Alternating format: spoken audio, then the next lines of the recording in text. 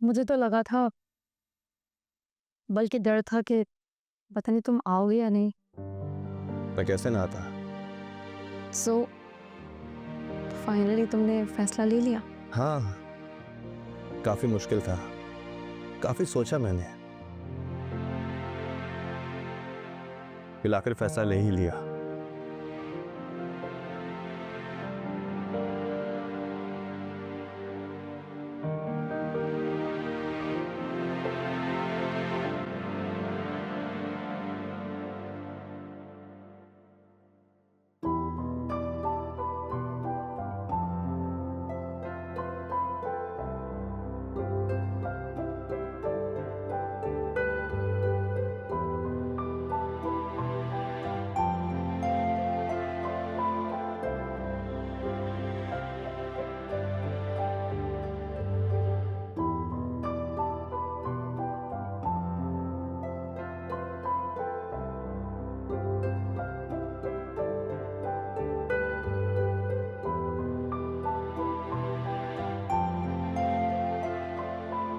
मैं कर देती हूँ।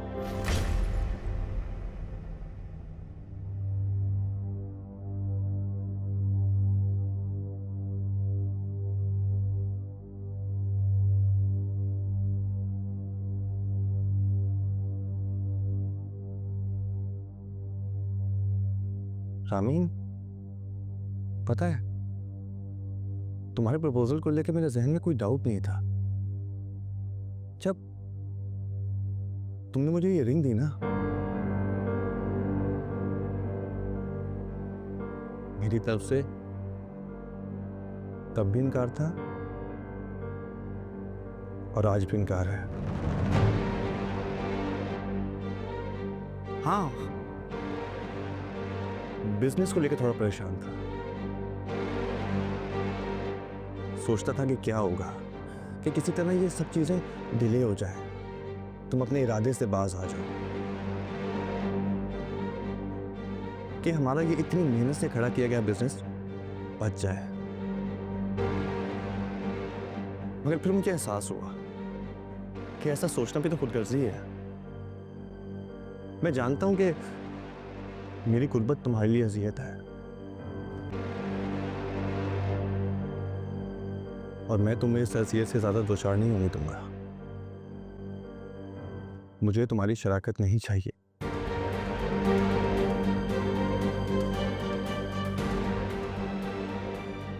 ना बिजनेस में,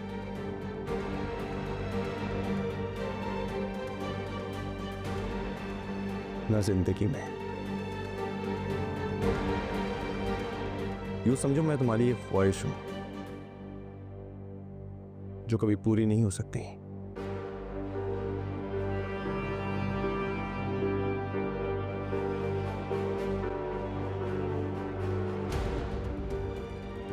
और हाँ, तुम मेरे लिए खुद को मजीद हल्का मत करना। अपने लिए कोई और पार्टनर ढूंढ गया।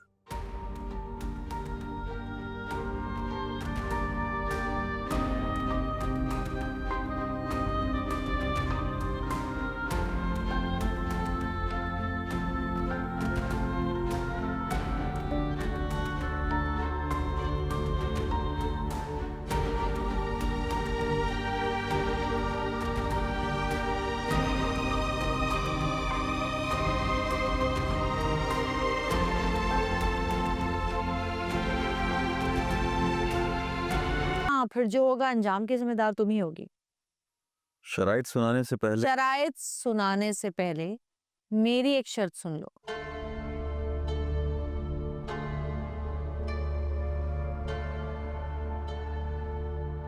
ये नमूना बीच में नहीं बोलेगा, वरना हम यहाँ से चले जाएंगे।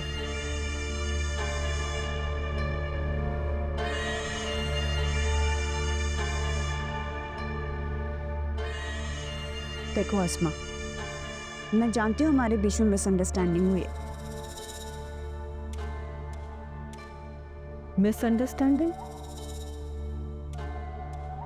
अच्छा चलो इख्तलाफात कह लो। धोखा। तुमने अस्मा को धोखा दिया है, ये बोलो। चलो शाबाश।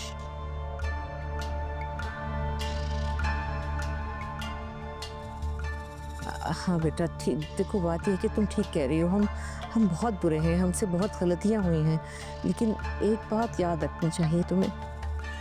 वो क्या?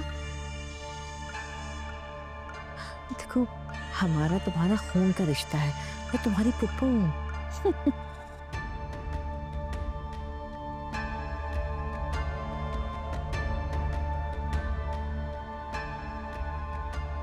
अच्छा, खून के रिश्ते चाहे कितने ही इख्तलाफात हों, कितनी नाराजगियां हों, कभी ख़त्म नहीं होते, और कुछ भी हो उनका एहतराम रखना ज़रूरी होता है। जैसे कि मैंने एहतराम रखा, तुमने कहा मैं इद्दत के बाद जाऊंगी और मैंने मान लिया, इस तरह तुम भी कुछ सिला रहमी का मुजाहरा करो ना।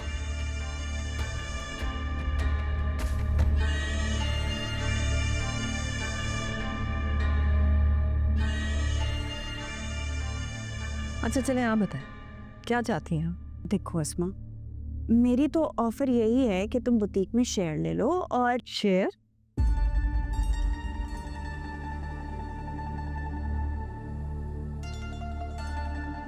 शेयर?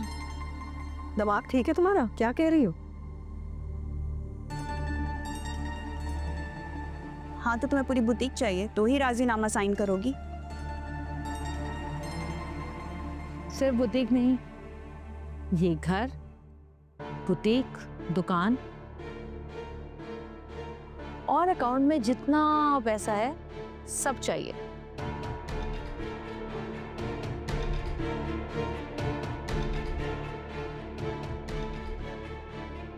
फिर राजीनामा हो सकता है। तो फिर तो रहने ही दो, बुटीक को सील रहने दो, ना तुम्हें मिलेगी ना हमें मिलेगी, बात खत्म। और जो तुम्हें जेल जाना पड़ेगा उसका क्या? जब जेल जाऊंगी तब देख लेंगे कि उसकी क्या कानूनी हैसियत है, लेकिन जो तुम लोग कर रहे हो ना वो ब्लैकमेलिंग है। वाह, तारीख में पहली बार अपनी चीज का तकाजा करने को ब्लैकमेलिंग कहा गया है।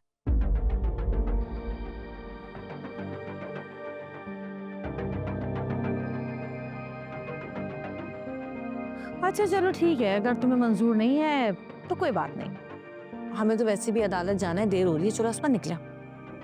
चल अदालत क्यों? क्या?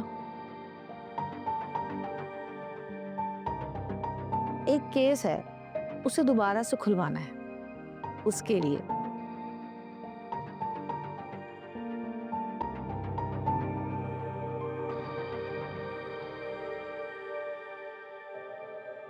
है एक बेचारा अपनी बीवी के जुर्म की सजा भुगत रहा है।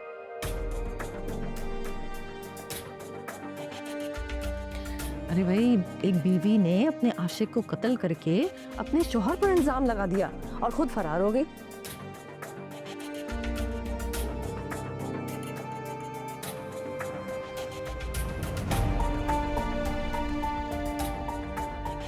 अरे क्या नाम था उस बेचारे का जो बेगुनाह होते हुए भी जुर्म की सजा सह रहा है? उसका नाम है गुलजार। हाँ, गुलजार ही है।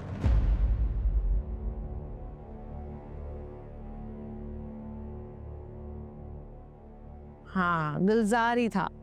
अरे वैसे सायरा, आशिक के बाप का नाम भी गुलजार ही है ना? अरे अजरा भाभी, इत्तेफाक देखें, उस शख्स की बीवी का नाम भी सारा ही है। अरे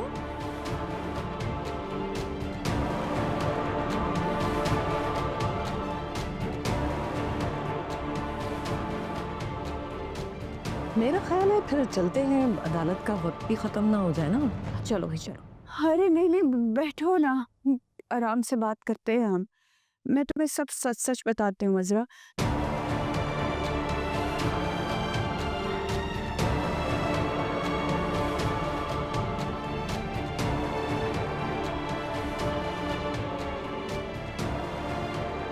वो उसने खुदकुशी की थी मेरे सामने, इसमें मेरा कोई कसूर नहीं था, मैं तो वहाँ थी भी नहीं। ये तो बेचारा गुलजार इस चक्कर में फंस गया। अगर तुम लोग ये केस दोबारा खोलोगे तो कुछ नहीं होगा ना, हक मैं और अम्मा दोनों गिरफ्तार हो जाएंगे।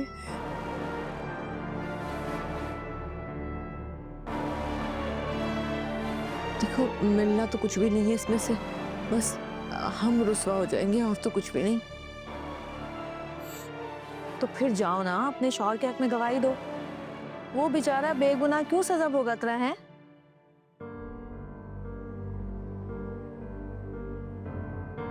खुदा के लिए इस इरादे को तर्क कर दो। तुम्हें जो चाहिए मैं देने के लिए तैयार हूँ। दुकान चाहिए, घर चाहिए, बैंक बैलेंस चाहिए, मेरा बैंक बैलेंस भी ले लो, मैं देने के लिए तैयार हूँ। मगर प्लीज प्लीज इस केस को यहीं खत्म कर दो। अरे तुम्हारे बैंक बैलेंस में क्या पड़ा है? कुछ भी नहीं है। असल पैसा तो इस बुढ़िया के अकाउंट में पड़ा है, वो चाहिए हमें।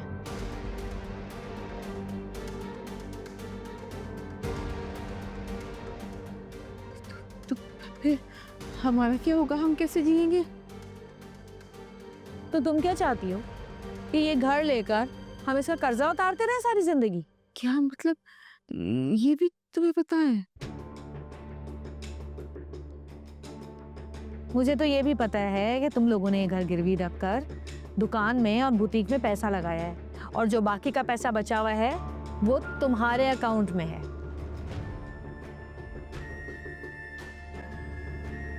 ये तो ज्यादती है ना। अरे ये फिर बोला बीच में। चल भाई, चल अस्मा, चल। एक सेकंड बैठो ना, हम सोचते हैं, बात करने आए ना।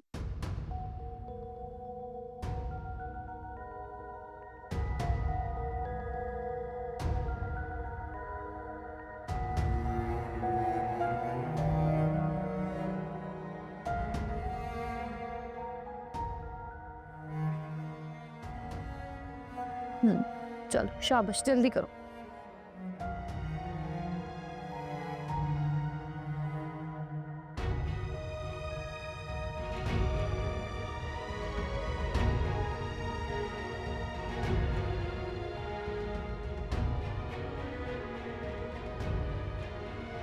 मैं साइन कर रही हूँ, तुम लोग सब ले लो।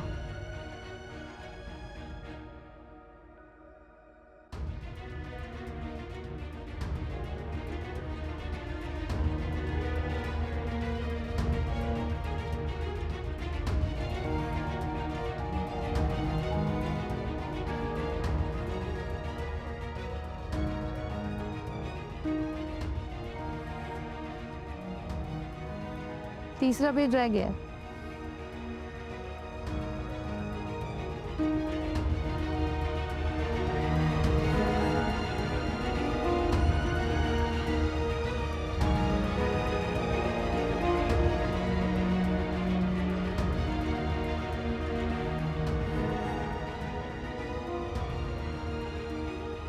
जरा चेक करना वलीद, सारे साइन ठीक किए इसने?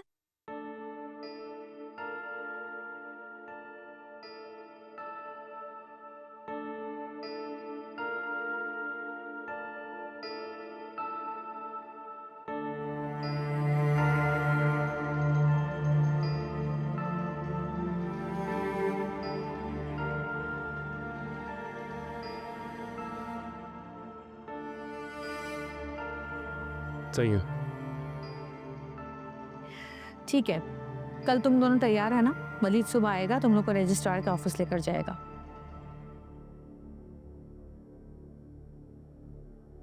कागजात सब तैयार हो चुके हैं, तुम लोगों ने वहां जाके साइन करना है और उसके बाद बैंक जाना है, वहां से सारी रकम निकाल के वलीद के हवाले करनी है।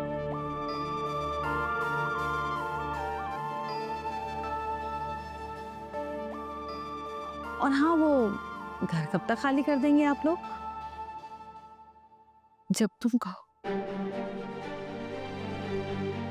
थोड़ा सा तो सामान ले जाएंगे। मैंने कहा था ना आपसे।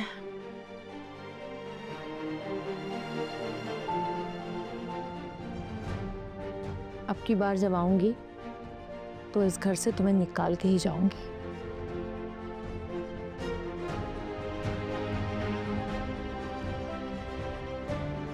वैसे आप इज्जत के साथ भी रह सकती थी, हमारी माँ बनकर।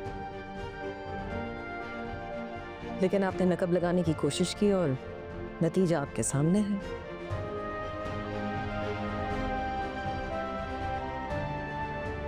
कुछ औरतें माँ बनने के लायक ही नहीं होती।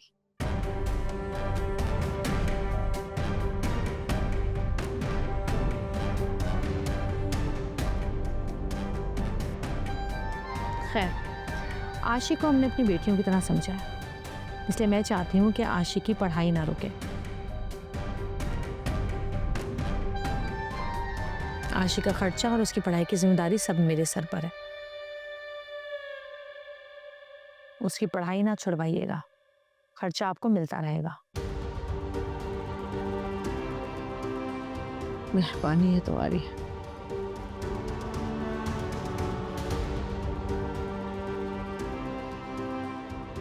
चलते हैं, फिर मिलेंगे, जिंदगी रही तो।